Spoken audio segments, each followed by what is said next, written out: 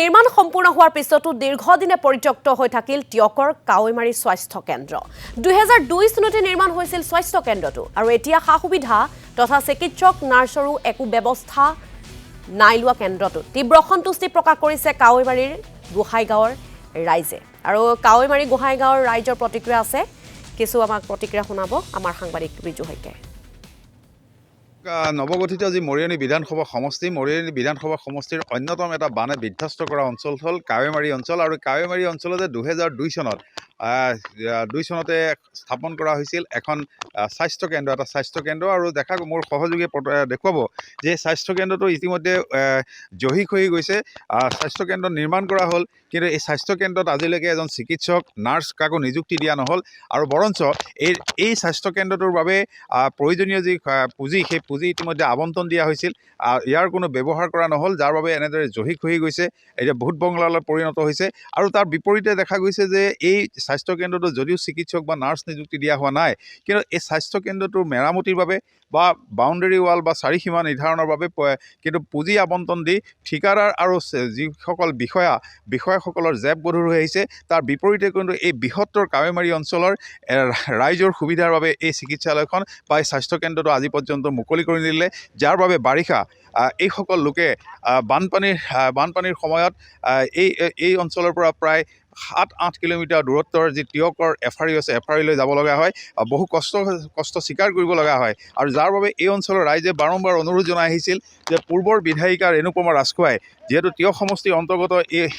অন্তৰ্গত আছিল এই অঞ্চল আৰু সেই সময়ত দেখা গৈছিল যে ৰেণুকুমাৰ ৰাজখোৱাক বাৰম্বাৰ এই স্বাস্থ্য কেন্দ্ৰটোৰ উদ্বোধনৰ বা মুকলি কৰাৰ কথা কৈছিল কিন্তু কাণসাৰ নিদিলে আৰু পৰৱৰ্তী সময়ত যিহেতু নতুনকৈ এই অঞ্চলটো মৰিয়নি বিধানসভা সমষ্টিৰ অন্তৰ্ভুক্ত হৈছে আৰু সেইসকলে আশা কৰিছে যে এই নতুন সমষ্টিটোৰ বিধায়ক ৰূপজ্যোতি কুৰ্মীয়ে এই ক্ষেত্ৰত প্ৰয়োজনীয় পদক্ষেপ গ্ৰহণ কৰিব লাগে মোৰ সৈতে এজন বয়োজ্যেষ্ঠ লোক আছে কি ক'ব এই চিকিৎসালয়টো আজিলৈকে উদ্বোধনেই নহ'ল নেকি হয় আপোনালোকে জানেই যে বিগত 2002 চনত এই চিকিৎসাটো 2002 চনত 2002তে হেৰি ৰাজখোৱাৰ দিনতেই এইখিনি যোগাযোগ হৈছিলে আৰু আমাৰ ইতিমধ্যে মেম্বাৰ গগৈয়ে বহুতখিনি যত্ন কৰি যেনে তেনে বিধায়ক আছিল তেখেতে যেনে তেনে এই অনুষ্ঠানটো প্ৰতিষ্ঠা কৰি দিলে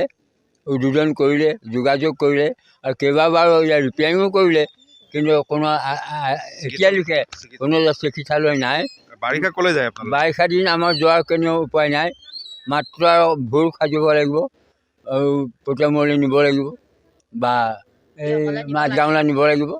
এনে কিছুমান যত্নত মানুহে আধাই মৰাই হৈ যায় ধন্যবাদ জনাইছোঁ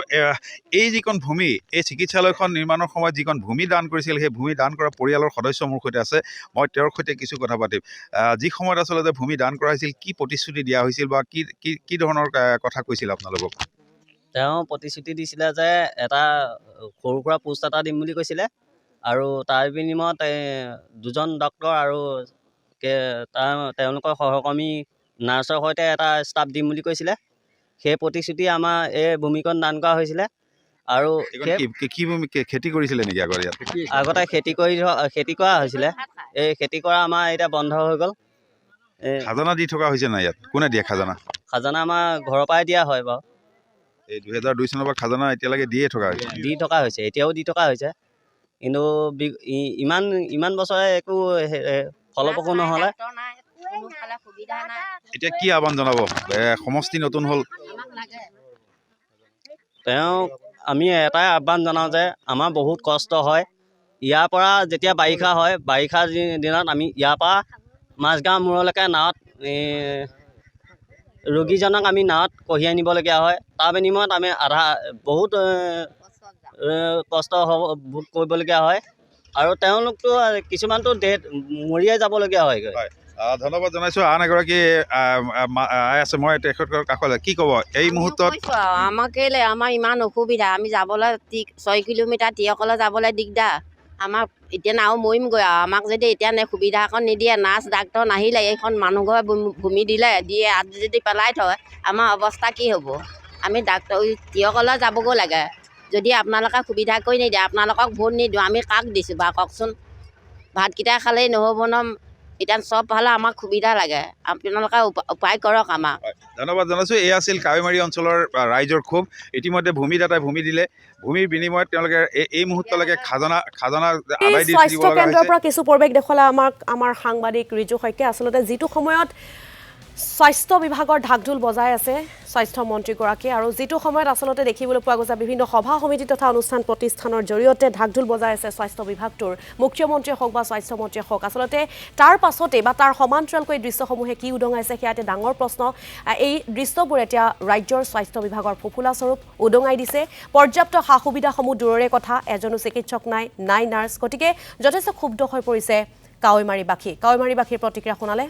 আমাৰ সাংবাদিক ৰিজু শইকীয়াই তেওঁক এই মুহূৰ্তত আমি ধন্যবাদ জ্ঞাপন কৰিছোঁ